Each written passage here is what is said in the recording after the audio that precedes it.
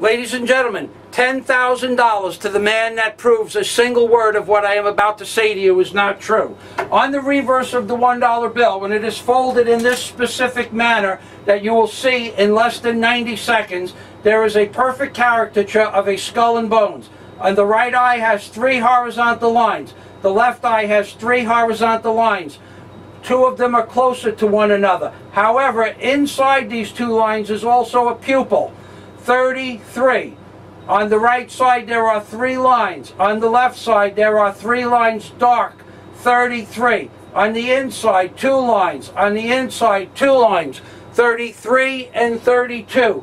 Now you know I'm not so smart, so I don't know what all of that means. But what I do know is that's on the reverse of the $1 bill, and the person that proves that this is not on the back of the $1 bill receives $10,000.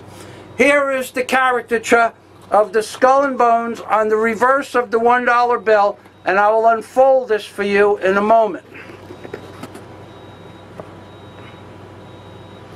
There it is.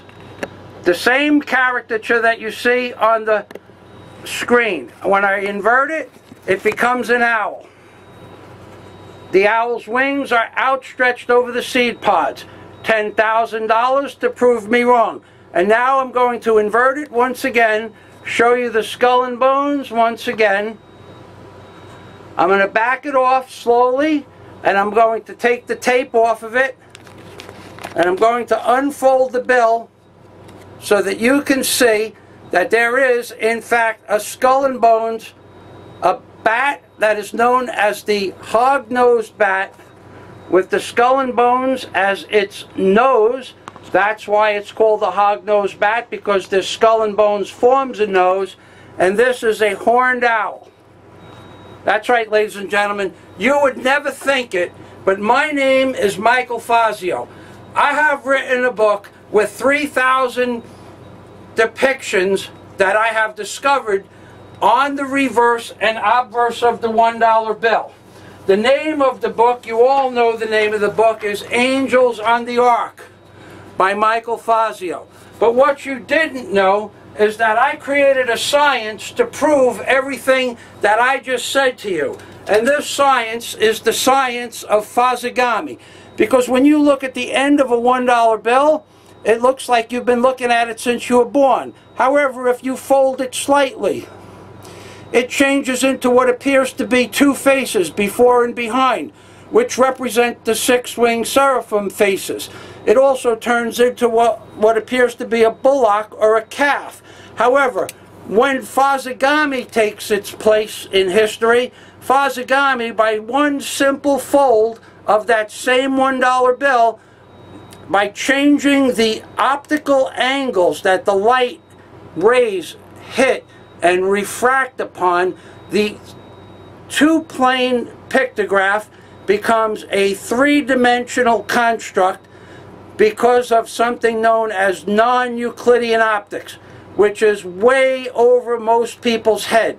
But any human being on earth that just heard the word non-Euclidean optics knows that what I just said is true, and this science exists. I am the discoverer of this non-Euclidean optics upon the reverse of the $1 bill that no human being in 1934 could have accomplished.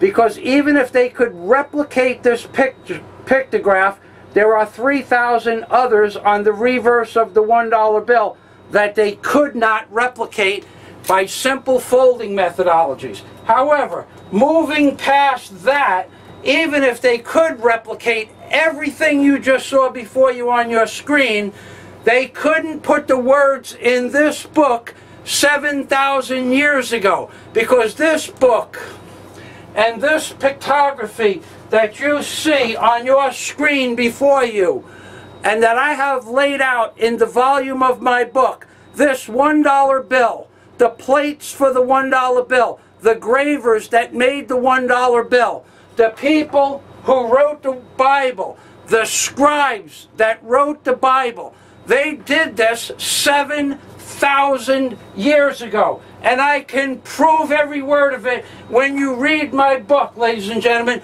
Why do you think the Great Pyramid was placed upon the reverse of the $1 bill. I'll tell you why. The Great Pyramid was the original Ark of the Covenant. It was a bond between this energy that created this world, both physically and imaginarily. This Ark of the Covenant energy is represented by the Lord God in Christianity, Krishna, Muhammad, Buddha, and a myriad of other philosophical deities that existed throughout the entire universe, including the Arabic and Asian deities that are too numerous to mention. This deity represents everything that you see on the reverse of the $1 bill in pictographs. Everything it is responsible for on this planet was created by this deity that we call God. But it is more than God, ladies and gentlemen. It is a field of energy that has created everything in the known universe. And I say it was the original Ark of the Covenant because the Great Pyramid, being the original Ark of the Covenant, or bond between humanity and the spirits that appears before you on your screen, and that I have depicted word for word, detail for detail, iota for iota, minutia for minutia. Every single detail of the Ark of the Covenant is represented before you on your screen right now. The poles of shittim wood are the orange lines across the bottom. There are 4 ringlets that hold the poles of shittim wood where the Ark is carried. At the ends of the Ark of the Covenant set the 6-winged seraphim, the oxen, the bullock. In the center of the Ark of the Covenant sits the chinka of the Lord God, the energy of the one true God of this universe. It is a representation, in this case, of Jesus Christ, because they utilized the Bible before they allowed computers to come back into existence once again, not be created for the first time. They allowed computers back into this plane of existence. These beings have been on this planet for tens of thousands of years. You people don't get it. They have controlled every aspect of society, through the political spectrum, through the religious spectrum. Why do you think the Vatican is riddled with Egyptian mythology? The government of the United States, the District of Columbia, riddled with Egyptian mythology. The Square Mile in Rome, riddled with Egyptian mythology. Because, ladies and gentlemen, the people who created the Ark of the Covenant, the real Ark of the Covenant that was given to Moses, the people or remnant society that in all likelihood is either from this world and millions of years old, or from another world and another galaxy and is millions of years old.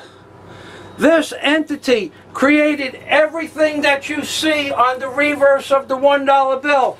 There are thousands, literally thousands of what I call origami.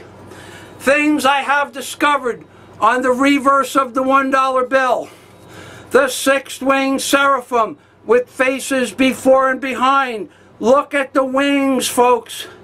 The bullock lashing its tongue on all 3 sides. That's how a bullock does it.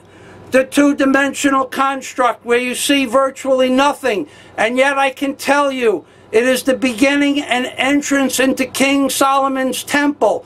The 6-winged seraphim with a simple fold, you can see the 6-winged seraphim.